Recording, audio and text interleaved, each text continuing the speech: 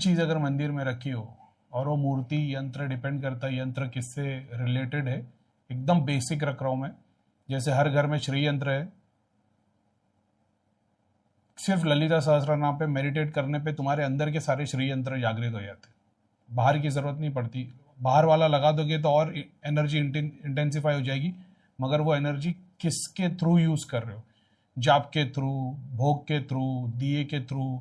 पांचों तत्वों में से कौन से तत्व पे तुम काम कर रहे हो। एग्जाम्पल, पूरा का पूरा डिज़ायर पे काम कर रहे हो, एक सर्टन डिज़ायर, करूँ नहीं करूँ, करूँ नहीं करूँ, इच्छा हो रही है, समझ रहे हो, राहु वाले सिम्टम, कंफ्यूजन, लूप में चल रहे हो, तो पूरा का पूरा एक जगह पे कि भाई चल कर ही देता हूँ, जो होगा, नहीं किया तो फिर से थॉट आएगा करूँ क्या,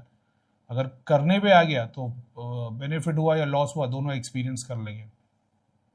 उसको डिज़ायर पे ध्यान रख के फिर डिपेंड करता है, फिर बेसिक से शुरुआत करोगे तो पंच वो वाली हो जाती है ना, पंचामृत वाली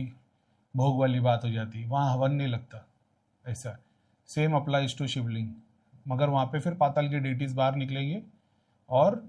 शिव तत्व वाला काम होगा, शक्ति तत्व वाला नहीं। फिर अगर उसे बेनिफिट नहीं मिलने वाला होगा तो वो होगा ही नहीं।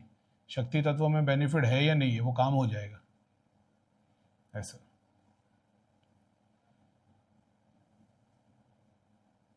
तो अभी आपने उसके हिसाब से जिसके आपको रिचुअल्स फॉलो करने चाहिए, हनुमान जी की मूर्ति तो एक दिए पे काम हो जाएगा अगर आप सेवा भाव में हो तो, क्योंकि मूर्ति घर पे रखी, मूर्ति घर पे नहीं होती तो वो भी नहीं लगता। माता की फोटो लगी, डिपेंड करता है आपको नीचे की 3 चक्र वाली बेनिफिट ही चाहिए होगी तो फिर वो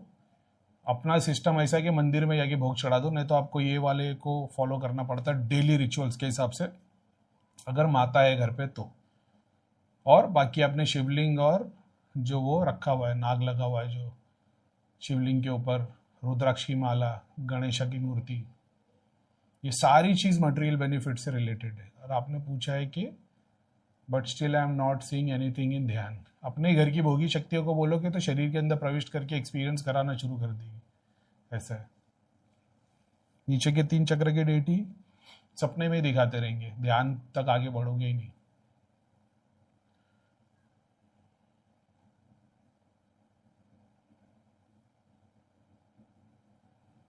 ठीक है, तो निकालो फिर बात करो, ऐसा है।